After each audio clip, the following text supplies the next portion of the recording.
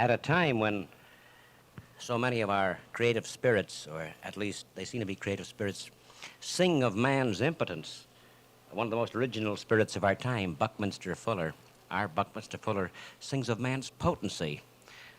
I think everyone aware of his work, and his work has so many facets to it, agrees that Buckminster Fuller is one of the original minds of our time. Bucky Fuller, once upon a time you were called strange, far out. Today you are accepted as seeing tomorrow the way other men look at yesterday. You still as optimistic as you were the last time we met about prospects for humanity?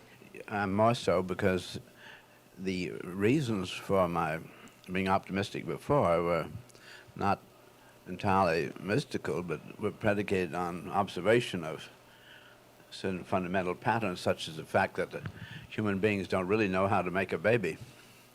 And this beautiful, extraordinary piece of design we call the new life just emerges from the womb. And as much as I know the parents don't really know what it's about, they talk about what college they're going to send it to and so forth. And life is very successful despite man's great ignorance, so that I've been observing those kind of patterns of life in gestation as the new life is in the womb.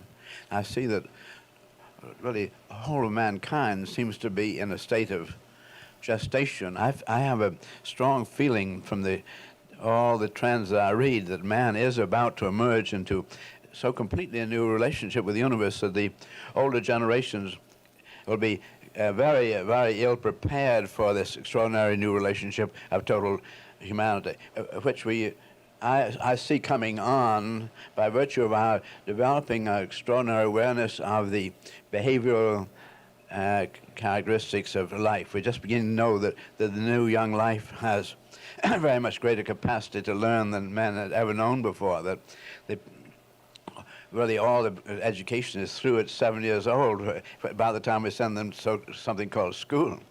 And that we're now getting ready to turn that pre-7 year into its really high potential, which means then there is a younger generation coming through to an entirely new relationship to the universe, which we, an older generation, are going to have a hard time to understand, which they will understand. We're already getting just even a little break. It's a tiny little break, but in the bringing in, for instance, something called the new mathematics at school, you suddenly find that parents used to enjoy so much helping the children with their mathematics, suddenly finding themselves unable to help their children with what they're learning. The children are moving through into entirely new competence, and so say that this is the beginning of a birth of a new relationship to universe, because that new life, if it really is allowed to develop in its highest potential, its way of looking at the universe will be so different as to not look at all the way our newspapers talk of life today. As you're talking, is that a sonic boom we're hearing? I'm just curious.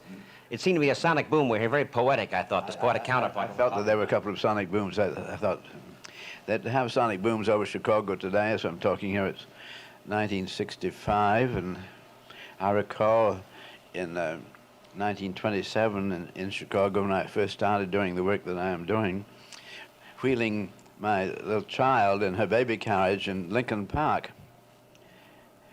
And I was amazed because a little biplane went over Lincoln Park. Airplanes were not very common in those days. Just to remind ourselves of how uncommon it was that same year that Lindbergh flew his airplane across the Atlantic.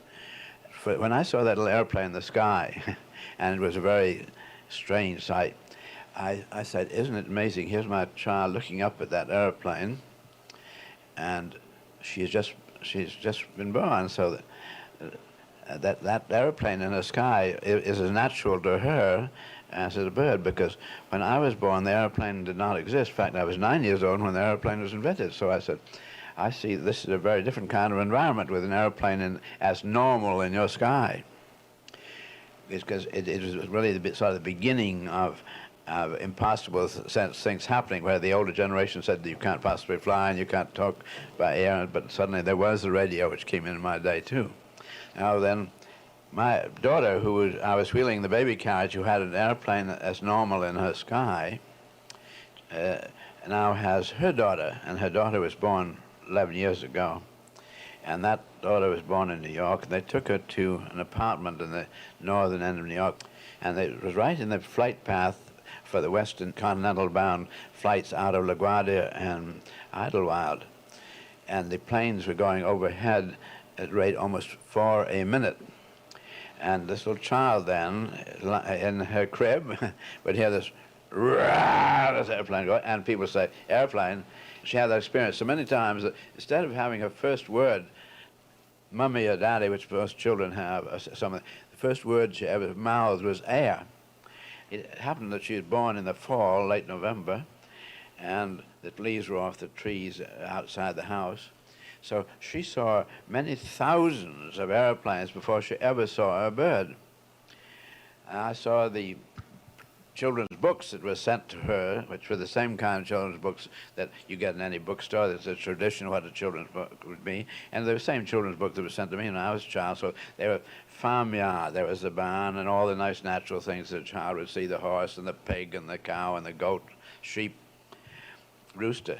And my granddaughter in New York City looked out the window and saw those airplanes, and she saw the automobiles going by the millions. But when they gave her this farm book, she'd never seen a sheep or a cow or thing. And as if you gave her these imaginary pictures of dragons and things, and she was very accommodating about it. She laughed about it, they were amusing. They weren't natural to her. Doesn't this raise a challenging question, Bucky? Say a 20th century Audubon would ask, isn't there not a danger of the sound or whir of the plane drowning out the song of the nightingale? It's a poetic statement, Stud, and I also feel it's a poignant statement, and I know that I've come to wonder where the sound of those birds are, but I find when I get into the deep country, the birds go on.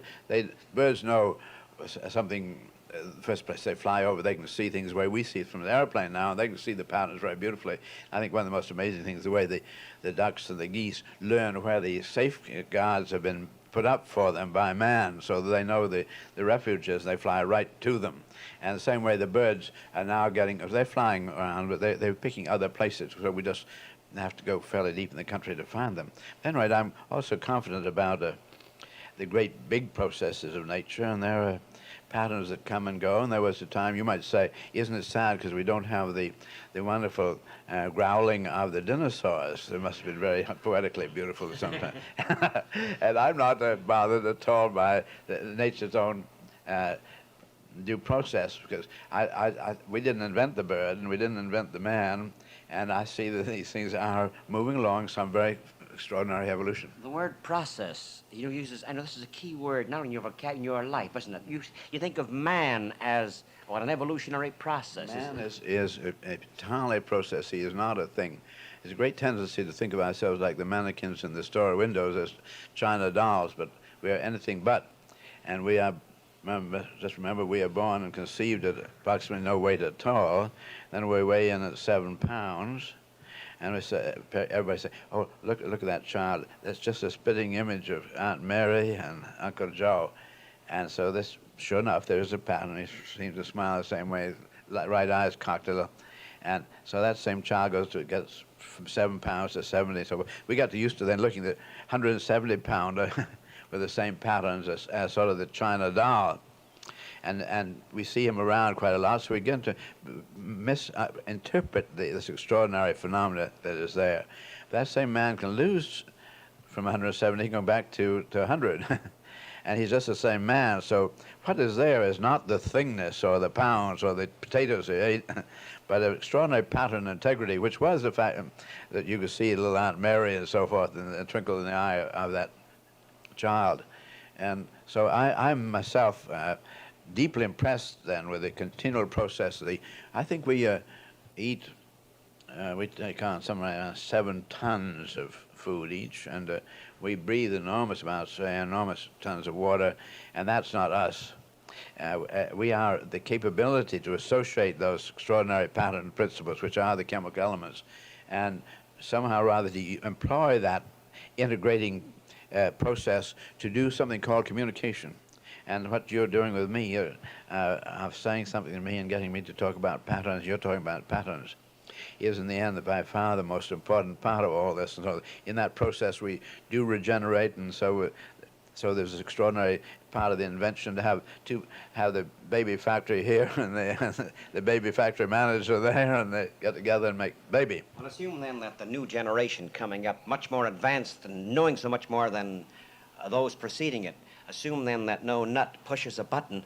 This world you see, there's so many things to ask you, Bucky, that you have foreseen. Roofed cities, We're continually doing more with less, and my geodesic domes do a very great deal with very little. But I think they're only symptomatic studs, and I wouldn't be surprised if we found ways to control that environment over the city without even seeing the roof there. That would be an electrical field control and so forth, and so we could make the water go and dump over here and pipe it there and so forth, whatever it may be. perhaps one last, I know one of your talks as you travel through various cities is the prospect for humanity. And you paint a prospect that is affirmative in contrast to so many prospects painted by others. And one of your talks that was reprinted in the Saturday Review, the 40th anniversary issue, opens, "The scriptures were right. The meek have inherited the earth, but they do not know it." You still believe this? Yes, I'm convinced that that is correct, very much so, and I feel that for the moment, the trustees of the will, the lawyers and since the managers, politicians, the corporation managers, don't as yet really know quite how to handle this. They've never had such a big will to handle, so they're a little mildly confused. They haven't gotten to completely probate it. And once they probate that thing, then we're going to see man on earth a real success.